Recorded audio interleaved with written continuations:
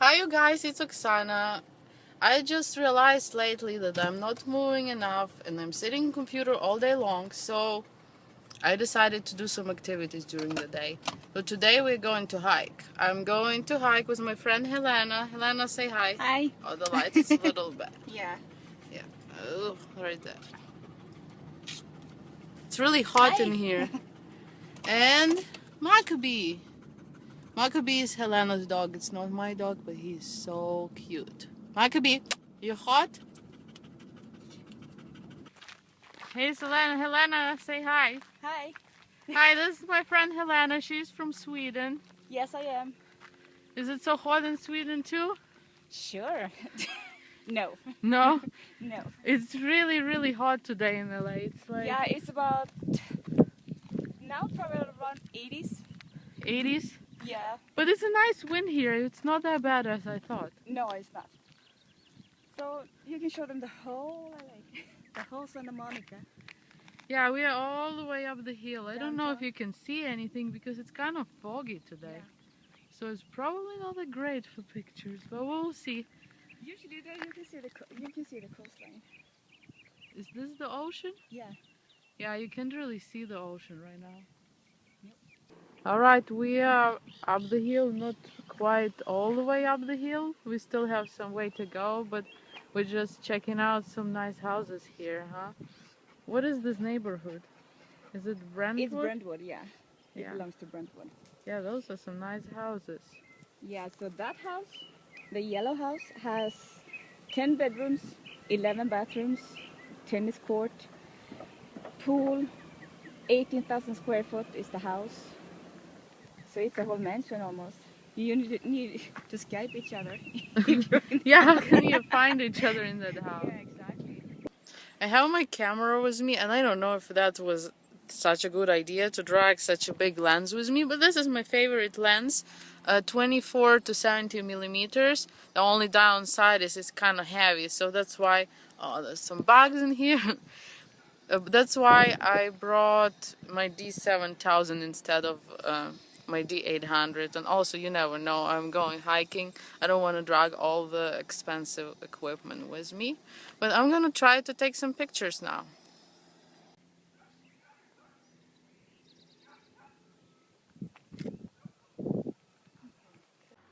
I had to take a photo of those mansions.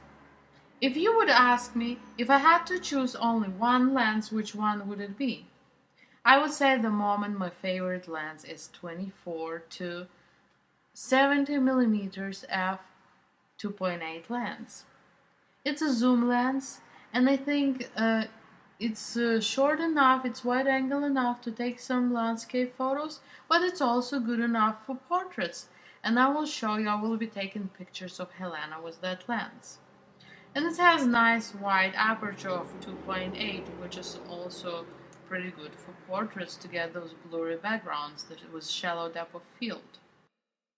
Alright, we met a lot of friends in here. That lady has like how many? 1, 2, 3, 4, 5, 6, 7, 8, 9 dogs with her? Shit, this looks like bugs like me a lot. Remember I have this video about, I think, camera modes where Helena, I was filming and there was a fly in our house and it was annoying and I was filming by my own, so I had to go press the button so the camera starts filming me, and then I start to film and I'm talking and then the fly is flying across the frame like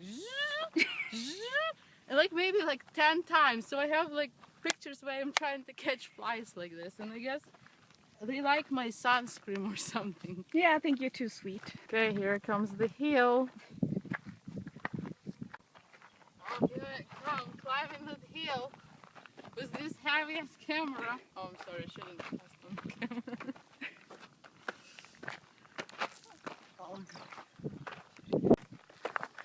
Oh. Okay, the doggy is already up. He's much faster than us.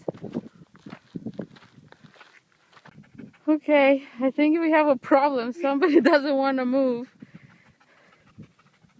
I thought I have to carry my camera. I think we have to carry the dog now.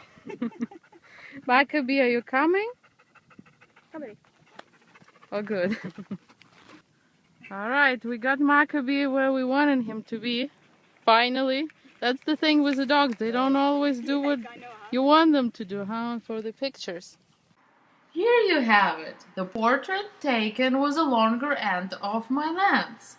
As you can see, I have pretty nice shallow depth of field due to wide aperture of f2.8, and also I tried to step back as far as I could and zoom in on the subject, so the longer the focal length of the lens, also you get shallower depth of field, and also it eliminates distortion. If I would take a picture with a wide angle, I could have distortion in the photo. This is nice view. Hey, you wanna get... This is a lot of bugs in here. There is a lot of flies. I think one flew in my mouth. Yeah, the sun is very harsh now. Maccabee. Nothing we can do. Maccabee. Hey, Maccabee, cooperate. Yeah, exactly. He's not talking. Sit. Cooperate for the... Oh, good job, Maccabee. I'm dying from the flies now. And now I will show you two pictures which were taken with a little bit different perspective, with a little bit different angle, and they have a different feel to them. Like this photo, for example, I was approximately at the eye level of the model. The camera was approximately at the eye level of the model, and here you have a horizon above her head. Unlike this photo, here horizon is below her head because I was shooting from the lower angle. I lowered myself up a little bit and I was shooting up, so my horizon changed. And do you see the difference here? You kind of have a feeling of height. Like she's standing, you can feel it more that she's standing on some hill. And also she stands out of the picture much better because her face is on the plain background, on the blue sky, instead of being kind of on this all green greenery which is behind her. I'm not saying that this picture is much better. I kind of like it more, but it's different. I think it just gives you a different perspective and a different feel. Even if this picture was taken totally with the same settings and same setup, same model, same, almost same composition, only what I changed was where I was standing as a photographer. Either I was at her eye level or I lowered myself up. So when you're taking those photos, try to play with your angle. Try to take pictures from above, from below, at the eye level, and see what you get. But you have to be a little bit careful with a lower angle. A lot of people don't look good at that angle. They don't like themselves because their face usually tends to look bigger. For example, I hate myself from the lower angle, but it depends on the person.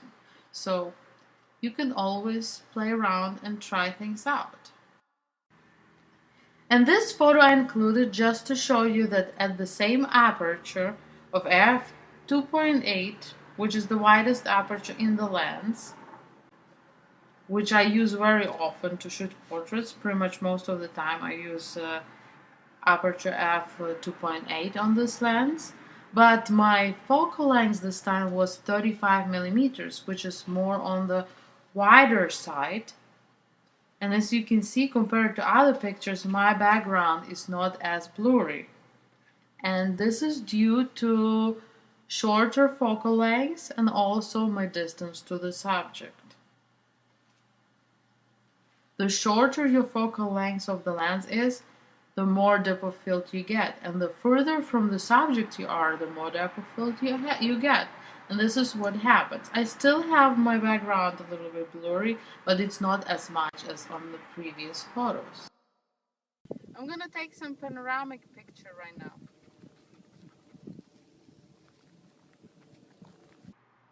Alright you guys, I am back at my computer and I am about to show you how I staged the panorama I took during hiking. Here you have it. Those are the images I took to stitch Panorama together. And I got 4 images and I shot them in RAW. And I just want to mention that when you shoot Panorama, you want to take all your pictures in the manual mode. Manual exposure, manual white balance, and manual focus. You can always pre-focus on autofocus and then switch to manual. And the reason for this is because you don't want your focus, exposure, or white balance change from photo to photo, because when you shoot on manual you don't know what settings will camera throw out, and sometimes it might change from photo to photo, and then when you stitch them it's gonna look like it's just not gonna stitch well together. So that's why I shoot everything on manual. Also, I overlapped the images when I was shooting them, so it's easy to stitch them together. And I overlapped them maybe a little bit more than it's needed, just to be on the safe side, because I was hand holding the camera. But usually about 20-25% overlap is enough. I also shot RAW files, and as you know, RAW files might be flat sometimes because camera doesn't make any adjustments to them. When you shoot JPEGs, camera adds contrast, adds some sharpness, can add some saturation depending on the preset you use. When you shoot RAW, your file can be flat, but RAW files are much more easier to adjust in post-production. They are more flexible. Even if you have your exposure off, you can always adjust your exposure when you have a RAW file, almost up to 2 stops.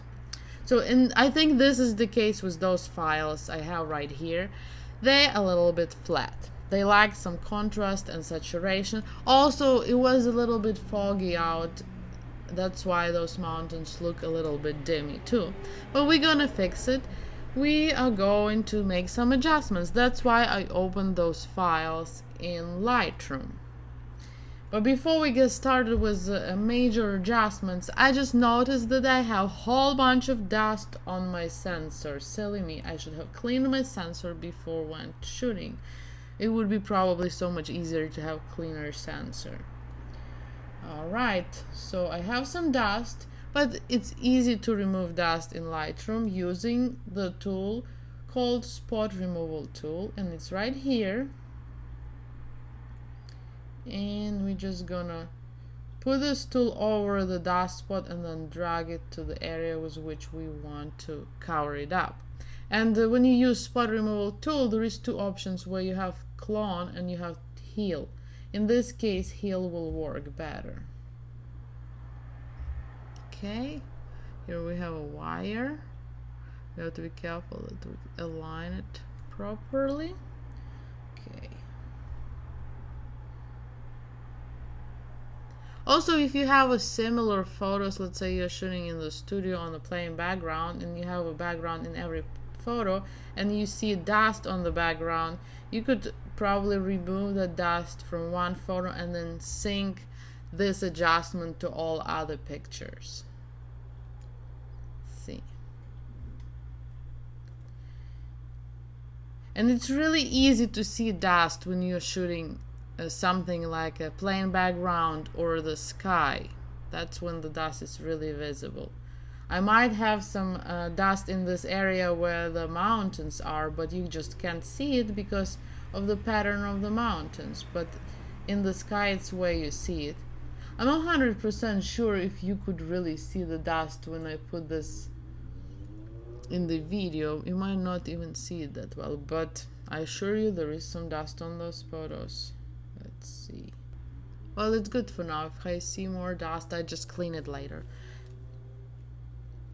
Okay. And now let's do some bigger adjustment to the picture. And we start with this photo. I actually like this photo by itself, by the way, but I will still include this in my panorama. I think it has a nice curve of the road, the repetitions of these towers. I think it's a pretty good photo by itself, but we're gonna stitch it anyway. But first of all, it does lack some contrast, so we are going to pop the contrast up a little bit. We also can bring the highlights down. Maybe this will bring the sky out a little bit more. A little more contrast. I always like to bring the blacks down. It makes everything pop as well. Also, clarity will add more details. Let's see. Here you have it. That looks better already. I hope you can see this adjustment I make. Okay, this is too much. Also, I think it needs some saturation, but I don't really like to use the saturation slider that much, because when you bring the saturation up, see what happens, just everything gets like really saturated, but you might not want everything saturated. For example, I don't really like this road, this to be so orange. I think vibrance often does a better job than saturation, because what saturation does, it just saturates everything at the same level. Like if you already have some saturated colors in your photo, they're gonna be kind of like super bright and they might look unnatural. What vibrance does, it brings those muted colors, the ones which are already saturated. It doesn't saturate them that much. It just brings those colors which are less saturated up. Also, what I like to use when you want to control all the colors separately, I just brought the vibrance to 0 and saturation to 0. I like to control each color separately by going to this tab, and I have saturation for separate color. And what do we have? We have a blue sky, so we can bring our blues a little up. And this way we have full control over the color. If we don't want something to be saturated, we don't have to, because we can control each color separately, right? So this is, I like this much more. Then we have some greens. Maybe let's bring green up. Not too much, but we can bring it up. Aqua maybe. No, I don't like that. Yes, let's bring some greens up. And we also have this road, and when we did just general saturation slider, remember I didn't like that to be that orange, so I think I bring some yellow up to make the road a little more saturated, and maybe a little bit orangey. I think that looks good already. Maybe sky a little bluer. Okay, I think that looks pretty good. And now we have to apply all those adjustments to all other photos.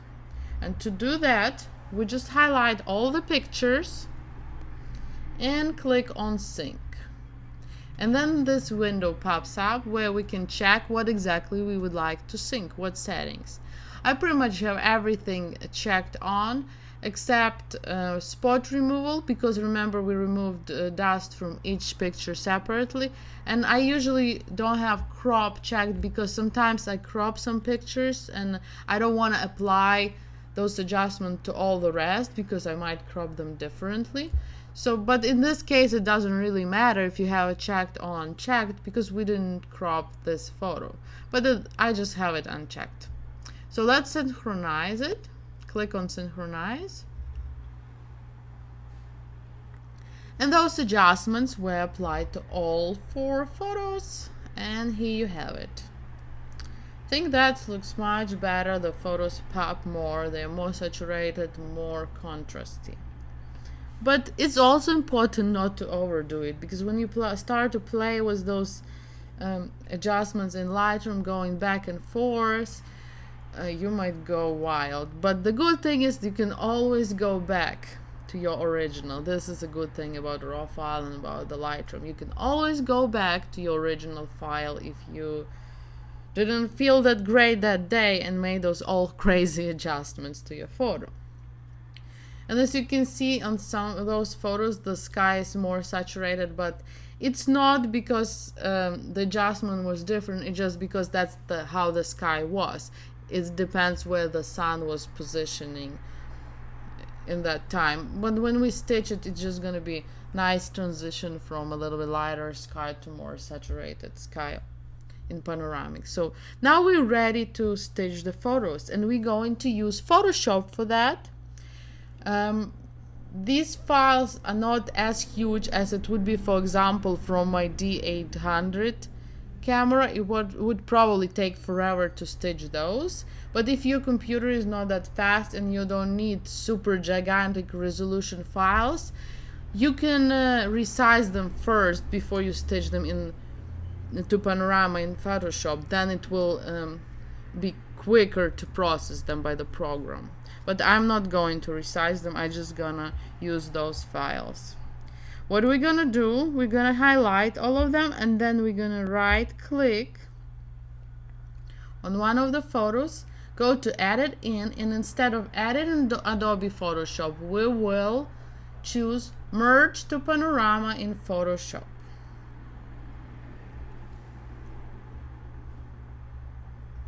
And now we have to wait. Or we can go and have some snack or coffee or tea or something. But before we go, we need to do one more thing. Now Photoshop is opening.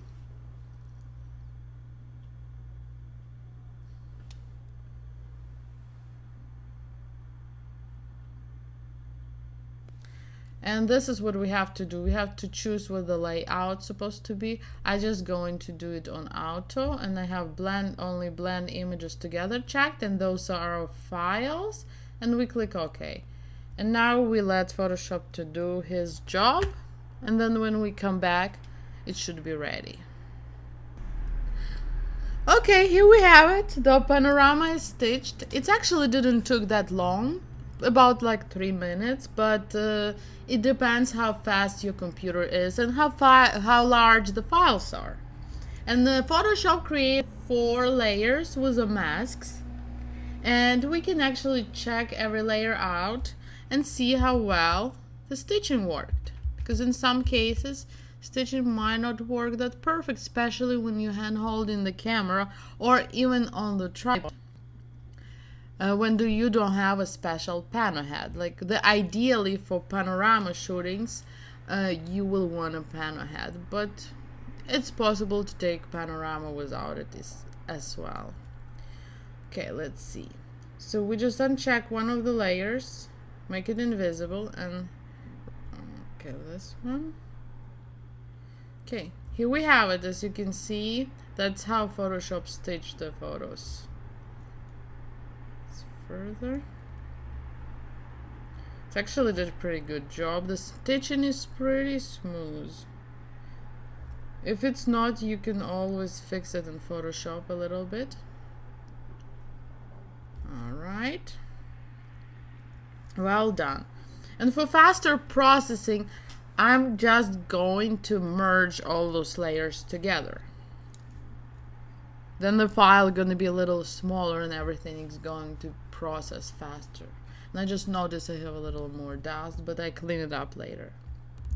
So we just highlight all the layers and just right click and click on merge layers.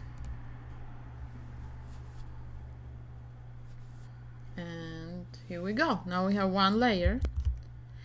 And as you can see, we have those imperfections on the edges of the photo. This is also because I was shooting handheld, but anyway, you might have it. We're just gonna crop the picture, but we're not going to crop it to extreme, because we also can fix some of those layers to preserve more of panorama. So we're just gonna crop a little bit, and then I will show you how to rebuild those edges back up.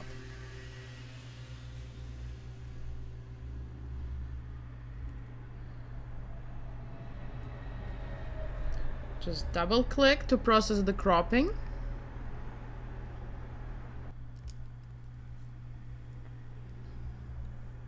When I was showing you the tools which can help you remove things from the picture, the same tools you can also use for panorama to reconstruct some things. Like for example, here we have an empty spot, here we have an empty spot. We can use fill content aware fill for that. So we just take this rectangular marquee tool and highlight this spot, and then while holding shift I will highlight this spot as well,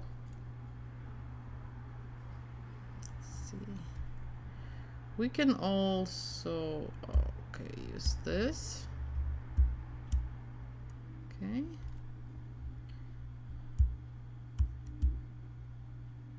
I actually forgot to hold the shift and I lost this selection. So while you're doing this, you have to hold the shift. But watch out here. Actually, you know what? We're not going to use this marquee tool here because we have those power lines. We just leave this area alone for now. Let's just only work with this one.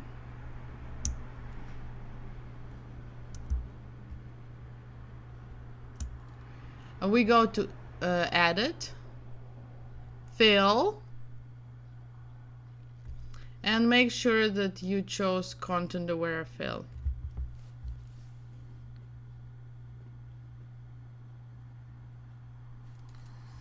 And right now we have it all smooth, nice and smooth right here. We could also try to use Content Aware Fill here, but I will show you the other tool you can also use. And this is Clone Stamp tool. So we can just clone the area in. Okay, right here. Just like this. Let's enlarge it. It's always good to enlarge the photo when you work on it. Oh, this didn't go that well. Here you go. And you can choose where you clone it from. Looks pretty good. And this is easy to clone because you have all those bushes, and this is something easy to do. It doesn't really matter that much where you're cloning it from. It's still gonna kind of look natural. Just to make sure you avoid completely like repetitiveness, so it doesn't look that fake. Just clone it in. Like here I see I have a repetition of this in this bush, so I can paint it away.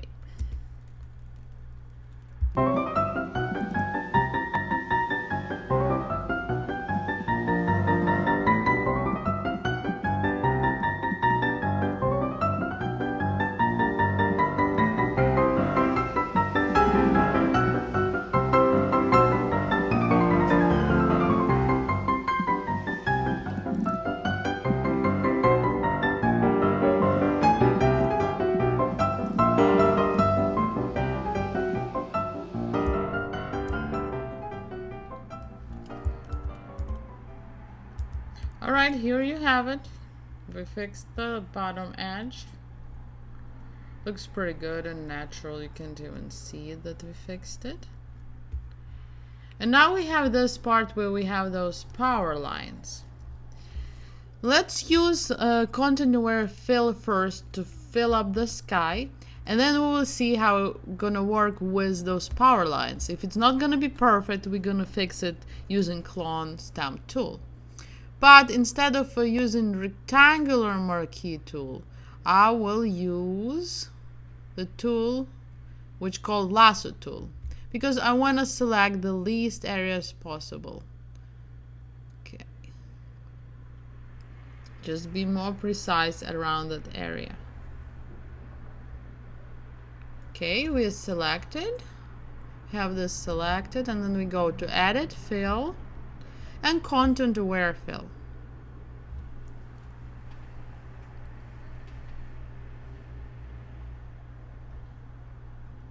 It might take a little while. Okay, it's done now. As you can see, it's filled up the sky pretty well, but power lines not that great. So we are going to fix this with Clone Stamp tool. Clone Stamp tool always comes handy.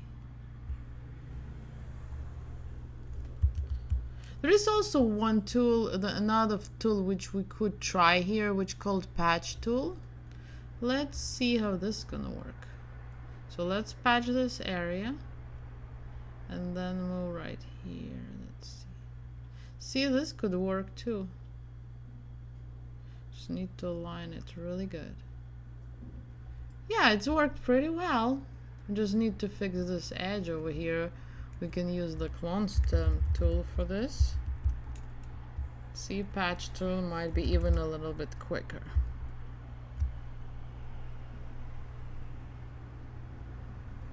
So to make those adjustments, you can just use the combination of different tools.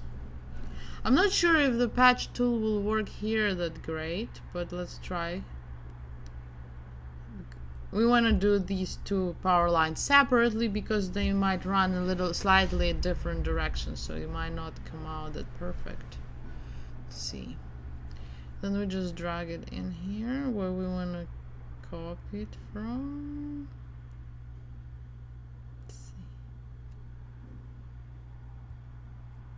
It's not that perfect. Let's just go back.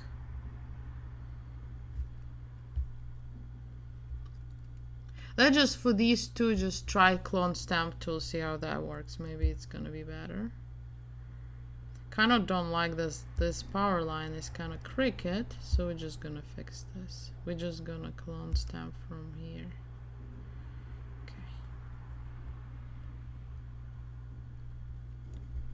So we're just reconstructing this power line. Let's see.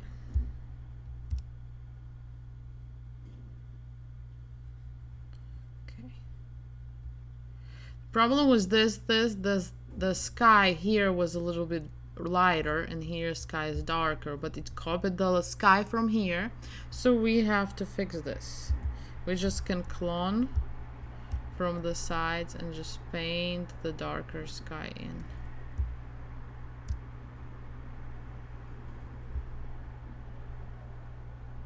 See, it didn't really happen when we were using patch tool. So in this matter, patch tool was a little bit better because it's blended sky normally as well. Okay, one more power line. See, it's happening the same problem. It's just gonna paint it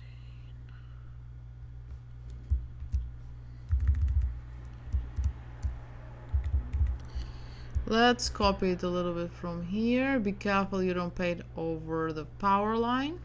And here we have it.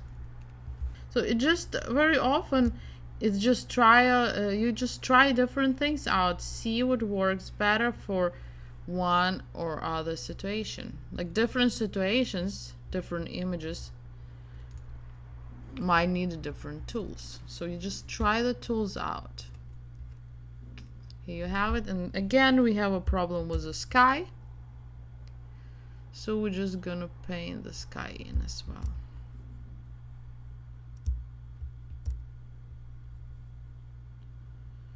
Just be very careful, don't paint over the power line. Yes. Here we have it. I find that when nothing is working, clone stamp tool is the way to go. When all other methods which are easier failed, this one is working pretty good.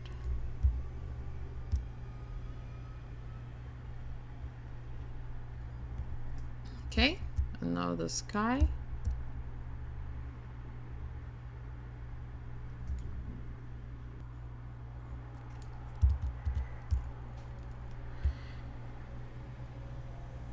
And here you have it.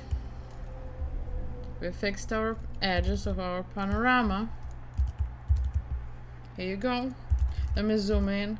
Yeah, of course you have to look at panorama when it's printed huge. Otherwise it doesn't really have this great effect. So this is our panorama. It wasn't really tutorial. I just wanted to show you how I do it. But I hope you learned something new today. Here you have it. This is how you stitch Panorama in Photoshop. Hope you learned something, but this is not all. I also have some little challenge for you.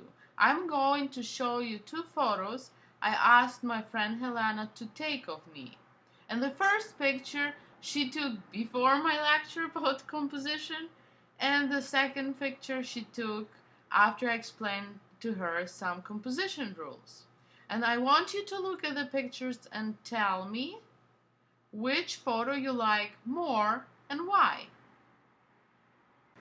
Here is two photos of me Helena took during the hike, actually with her iPhone. So I want to hear from you which picture do you like more and why, so please comment in the comments below. That's all for today, guys. I hope you enjoyed the video. Sorry it got so long. So please comment below about the picture and how you like my new easy exposure vlog. And also check out my other channel, which is just Easy Exposure, where I have specific lessons about photography. And I see you next time. Bye bye.